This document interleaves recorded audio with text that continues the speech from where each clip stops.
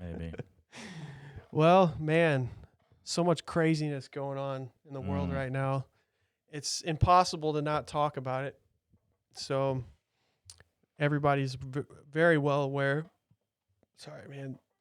I ate a bunch of Chipotle and it's While you're thinking about that, I'm going to move my mug to the other, more to the center. Is that okay? that's fine. Just kind of, you know? Oh, close to the I laptop, think so we'll get you more viewers. accidentally Yeah. See, I'm thinking we'll get more viewers with the mug right here. right Than there. with the mug over here. Yeah, Just a thought. I agree. No, yeah. So this whole COVID-19 thing is just getting crazy.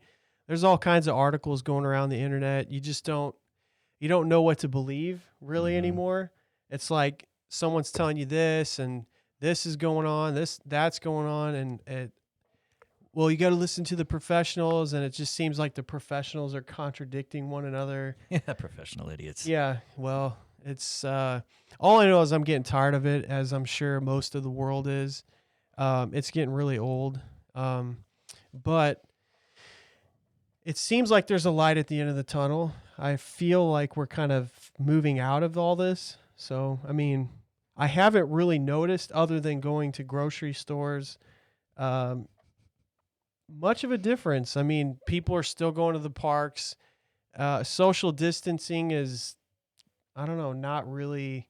6 feet at all times. Yeah, no, it's not. So, um, I kind of feel like everything's like super over exaggerated, but that's my opinion. I'm not a professional, even though the professionals are not very professional like, or so it seems. But, anyways, Uh, nobody wants to talk about COVID-19.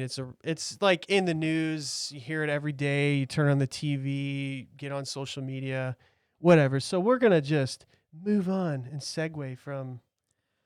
yeah. Every time you turn on the TV, the radio, well, no one listens to the radio anymore, but There's one guy on here like, yeah, I do, man.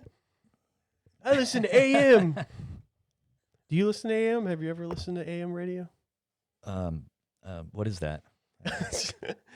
Well, you know when you accidentally like, Oh, that's like the special, like, is that like ham radio? yeah, it's like know. just people talking, and Mhm. it's just kind of interesting. A lot of preachers on there. Mono. It's all Yeah. mono.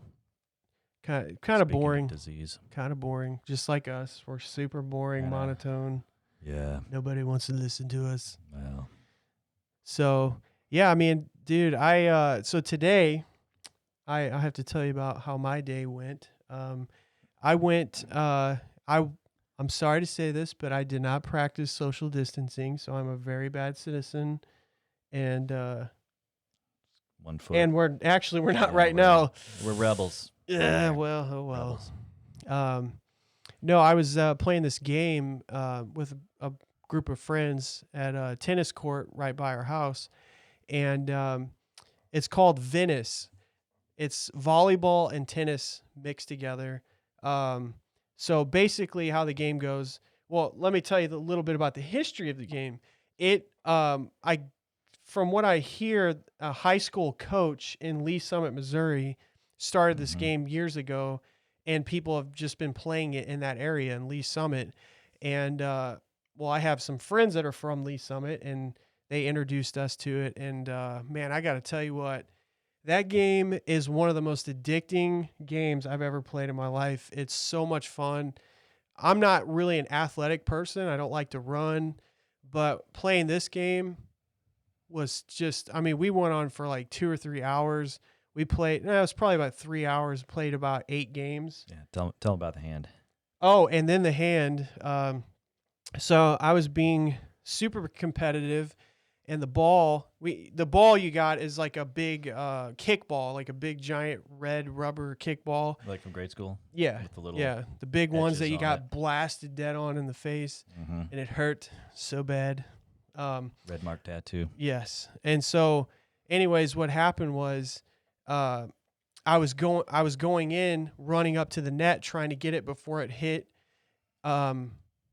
So we could score, and I ran really fast, and my middle finger, ironically, This is really just a cover story. Yeah. No, my middle finger hit the net and it got wrapped in the net as I was going over, and I think it pulled my finger out of socket or something. It felt like I can't bend it.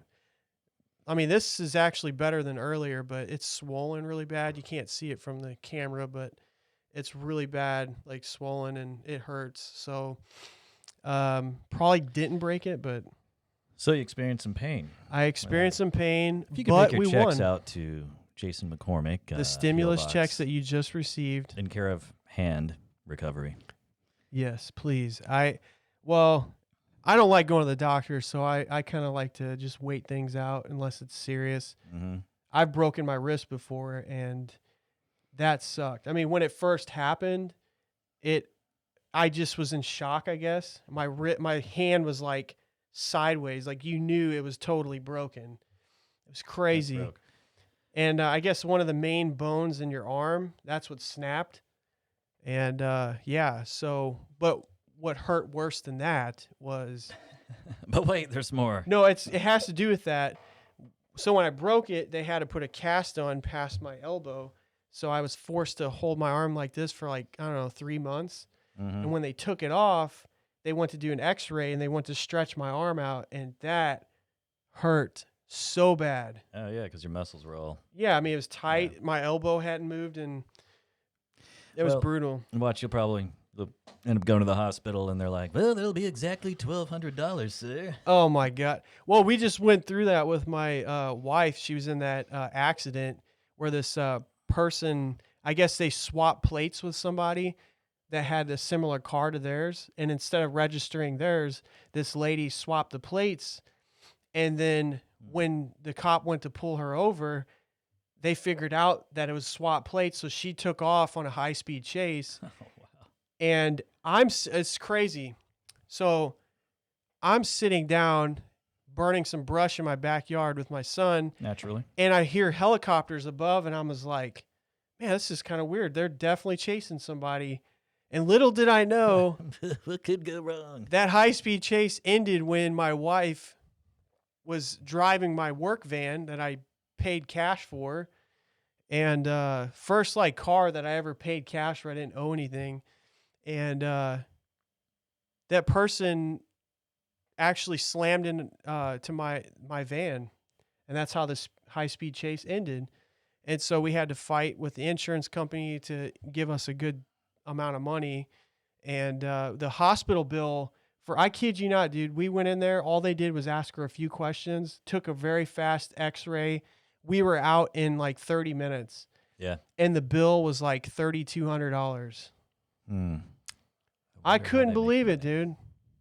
Made me sick to my stomach. I mean, the insurance covered 2,000 of it, but it's kind of, I don't understand that. Like, why, when it wasn't a major procedure. I mean, it was just us walking in the door. They asked some questions and took a x-ray. I mean, they've been doing x-rays for a long time. So it's nothing complicated. So that'll be $3,200. $3,200. That's roughly 3 stimulus checks. I feel like our medical system's just kind of overpriced. It's crazy, man. But yeah, I think you're the first person to ever say that. I might be. You're hearing it for the first time here on the show.